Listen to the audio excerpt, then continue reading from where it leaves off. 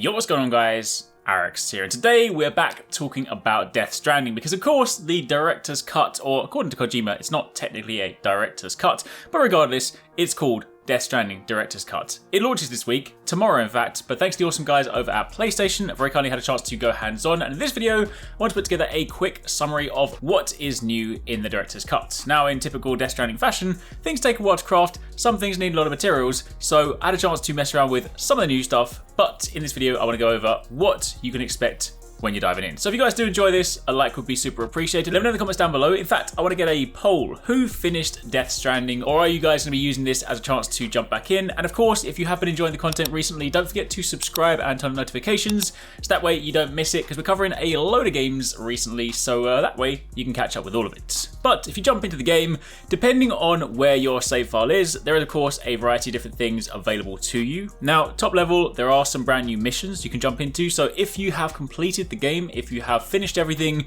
and you don't necessarily want to play through the whole thing again just for the sake of it, there are actually some new activities, some new action-packed delivery missions for you to get involved in. But honestly, if you're going to be jumping into this, the things I want to turn my attention to are some of the new wacky inventions. There is a cargo launcher, boots or kind of boosters that will decrease your fall damage, and the fancy Bodybots. The cargo launcher is the one I had a chance to mess around with the most. I will say, this is probably not the most practical way of delivering things. I mean, it's cool, don't get me wrong. I would love to be able to deliver my parcels like this.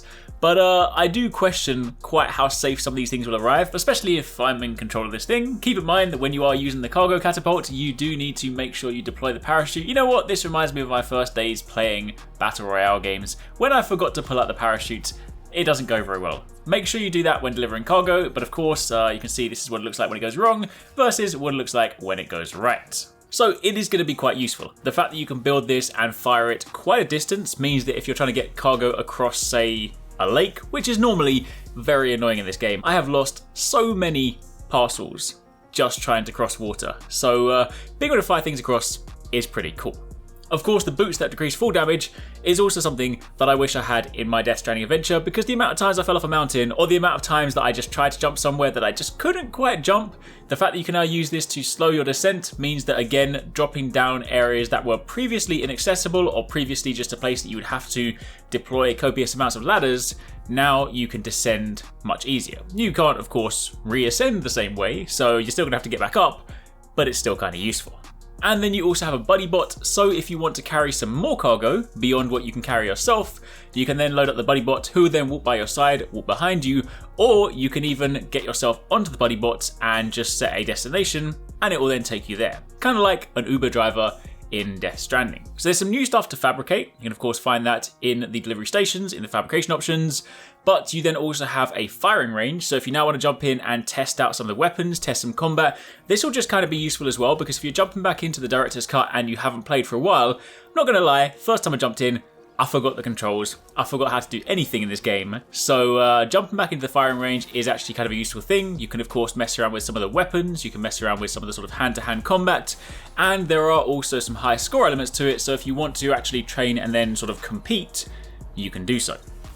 Outside of that, while you're exploring the world, you can also now do stunts and tricks on your bike and other vehicles, and there's even the ability to build a racetrack. Now, building tracks in general takes quite a while in Death Stranding, but if you want to go around and effectively have Death Stranding Mario Kart, you can do that. So, as you can see, there's a few new things to jump in and mess around with. I will say, if you have not played Death Stranding at all, then this will definitely be the better way to play it, because some of these items I wish I had during my playthrough. I don't necessarily see myself going back and playing through the whole game again just to use these new items. However, the fact that you can jump back in and mess around with some new missions, or at least test them out just for fun, then that is going to be cool. But I do think this will be the best experience if maybe you're either going to do a new playthrough or you haven't played it at all.